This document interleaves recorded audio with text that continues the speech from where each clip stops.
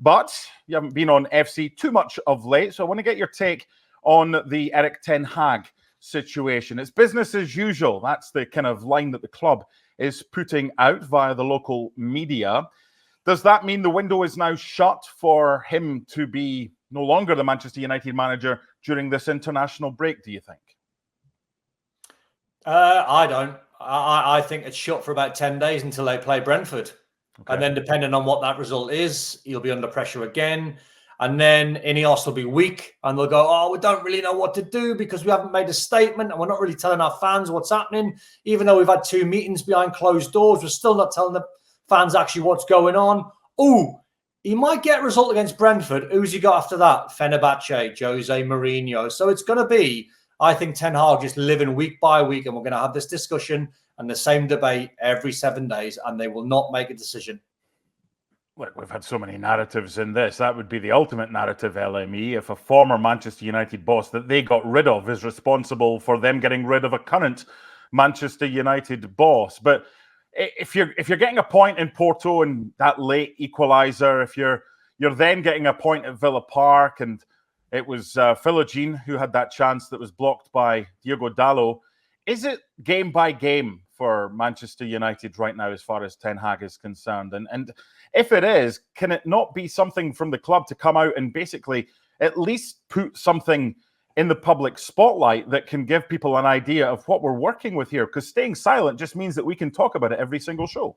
Yeah, MD, if it's game by game, then the problem has sailed far into the distance, and there are bigger issues here because there's already been a massive blueprint of what has been going on under Erik ten Hag, which unfortunately is also really inconsistent because he is responsible for back-to-back lowest ever starts for Manchester United, but he has also won them the League Cup and also the FA Cup, the League Cup being the first trophy United has gone since 2017. But if we're talking currently about this season, right, we're talking about a team that's in 14th place, 8 points. That's the lowest tally after 7 games in the history of Manchester United in the Premier League. 5 goals scored, 5, right, which is just not good enough. Ipswich have more goals than Manchester United right now in the Premier League. So if you're doing game by game for Erik ten Hag, then what are you doing? To your point, Sir Jim Ratcliffe, Ineos, and the entire board alongside half of the Glazers met in London for a 6-hour-long meeting discussing so much. And I at this point, what are you waiting for?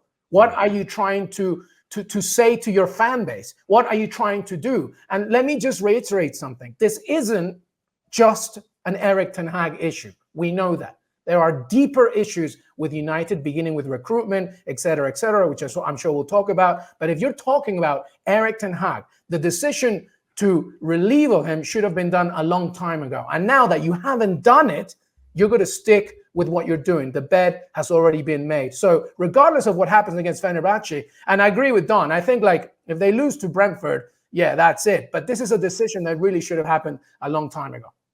Don, the way I want to look at this is take Ten Hag out of his current position. Imagine Manchester United is a vacancy. And there are 3 candidates. Erik ten Hag is one candidate. And forget the whole Man United, he's won a couple of trophies or whatever, based on pre-Man United. Okay, so Erik ten Hag is one of your candidates if you're making an appointment. Gareth Southgate is another. And the third one is Thomas Tuchel. Who would you go for? And who do you think most Manchester United fans would go for? Can I throw a fourth in? Of course. I think it's Thomas Frank at Brentford. Because I think what they need, I think Man United need to swallow their pride and stop going for big names. I think what they need, Mark, is they need a manager that's gonna unite, pardon the pun, the fans, the backroom staff, and everyone connected with Man United. And that's what Thomas Frank does. And normally, Mark, when you watch a team and you watch a team that's struggling, the very basics for a fan is your team organised? Are Man United organised? Clearly not. Like a shambles. They're nowhere near organised. And are they really running? Are they putting the miles in for the manager? No, they're not. So they're not running and they're not organised. What is Erik ten Hag doing? So therefore, you take them out of the equation and you go, right, who's the list of managers? Thomas Tuchel, I think, might do a pretty good job. But don't forget, Thomas Tuchel's a combustible manager. That's why he left PSG when Leonardo was the sporting director, and he's got that in him. He wants to control everything, and he doesn't mind being divisive. It's not a bad thing. It's not a criticism. It's just the way he is. He wants control. So is he going to get control? Thomas Tuchel with Jason Wilcox and Ineos and all the sporting directors that they've got and all the people, all the hierarchy? I don't think he will. So I think inevitably, I think short term, you might see some positive results. Medium to long term, he'll be another casualty. So Thomas Frank, I would imagine, and as I said, Man United fans will hate me for saying it because they want to aim a lot higher than Thomas Frank. But I think he could be the perfect man for Man United to get them organised, to build a connection and organise and put a team together. Are you saying they're looking for a puppet because they've already got the puppet masters? No, I'm not. No, I'm not, because I think go back to when Jurgen Klopp took over Liverpool, right? Go back to when he delivered that speech and he said, doubters to believers. And he stood there and he delivered charisma. And he stood there and he argued for months and years on end with journalists. And he really stood his ground. You know, he's a big man, Jurgen, but he stood his ground. He put one or two in their place. Sometimes he went a little bit too far. But as you could see when they were building Liverpool, and I think they lost 3 finals under Jurgen. But what he done in the very short term is he brought in Sadio Mane, runner, grafter, talented. He brought in Mo Salah. Mo Salah wasn't banging in goals at Roma and Fiorentina. He was hitting about 11 to 15. He got the best out of him. He got Gini Van Alden. He had Jordan Henderson. He built a team. Fabinho is another one. He built a team that were willing, whatever the scoreline was, if Liverpool were losing 2 or 3, he would guarantee the Liverpool fans that this team wouldn't go under and they would work hard for every single yard that they had to run. And they did it. And as we were watching it, you went, at some point, they're going to start winning because the team is coming together. And I look at Man United, I think there's nothing trending in the right direction for them. Final question and point on this, LME. We've seen someone like Arne Slot come into Liverpool and he's totally transformed Ryan Gravenberch. So the possibility is if you can get a manager in who can make players better, that you can have success. Is this simply about the manager? Is to touch on your earlier point about recruitment, with the players they've got right now, is this a case of an old fiddle that needs tuned and you can get a tune out of it eventually? Or is this a case, as Don was saying, there ain't no quick fix, and whether it's Thomas Frank, Thomas Tuchel, Graham Potter, any of these candidates that have been linked with Manchester United, is there something you can do with these players to make them better before the January transfer window even comes around, LME? You need more than a manager. And I will use Don's commentary specifically on Thomas Frank, who is a wonderful boss. But the reason why it works is because he is so happy in a club that supports him from every angle. And when you look at the history of champions, right, from Pep Guardiola and Chiqui Begiristain, right? There is a vision there, right? There is a cohesion there. When you look at, just like Don was talking about Liverpool and Jurgen Klopp, there was a vision there that was supported by the likes of Salah, Mane, Jordan Henderson, Van Dijk, etc. When you look at, for example, Mikel Arteta and Edu and how the trajectory keeps growing, there's a singular vision there. There is no singular vision with Manchester United. There's a detachment of ownership. The Glazers see the club more as a business than a club. So Jim Ratcliffe is trying to rectify that. But as you rightly have mentioned, Ed Donaldson, in previous episodes, specifically from these meetings, he's almost not even taking responsibility of what to do with Erik ten Hag. So there is a detachment of it. In order to be a successful club, you have to have a vision. And yes, I'm going to put in Aston Villa right now. Unai Emery coming to this club, right, and the success that he has had is because he has Damia Vidagani, Monchi, and an ownership that completely share that vision. When you have one singular philosophy, one vision, and you live and die with it, and you're stubborn, and you try and support the manager, then good things can happen, always. And that's not happening with Manchester United. So the issue is, if you get rid of Erik ten Hag, and you bring somebody else in, Thomas Frank, Thomas Tuchel, whoever, you have an issue still, because the deeper foundations of a detached ownership are going to impede you from doing your job, right? Which is why Chelsea has been inconsistent as of late, until Enzo Maresca has tried to figure it out.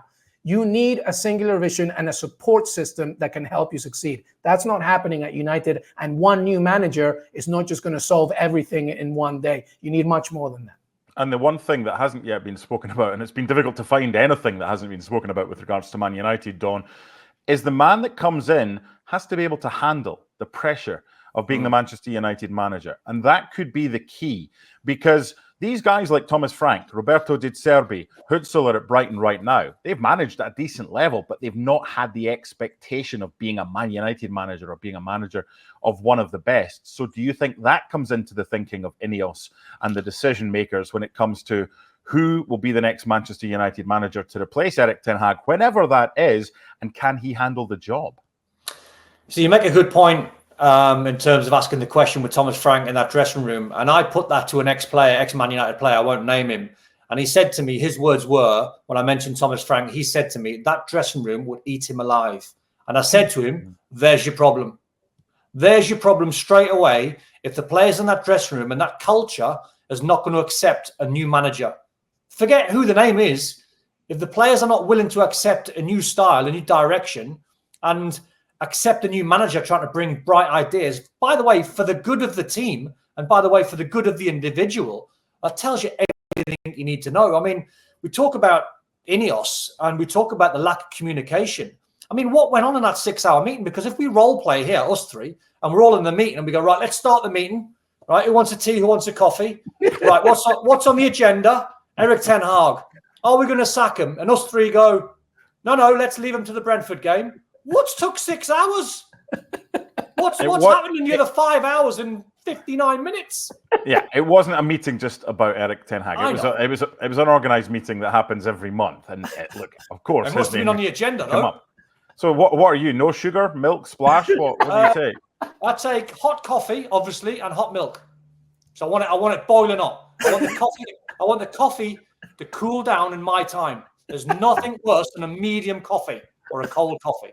Okay, on that note, I'm not even going to go down that tangent or down that alleyway. As Phil Jones said recently in an interview with Rio Ferdinand, that Manchester United jersey can be pretty heavy. And whether it's for the player or for the manager, the next appointment is... They all are. Real Madrid's, Liverpool's, Barca's, these shirts are heavy. But you get brought to the club for a reason. Ten Hag had 7 of his signings on the bench against Villa.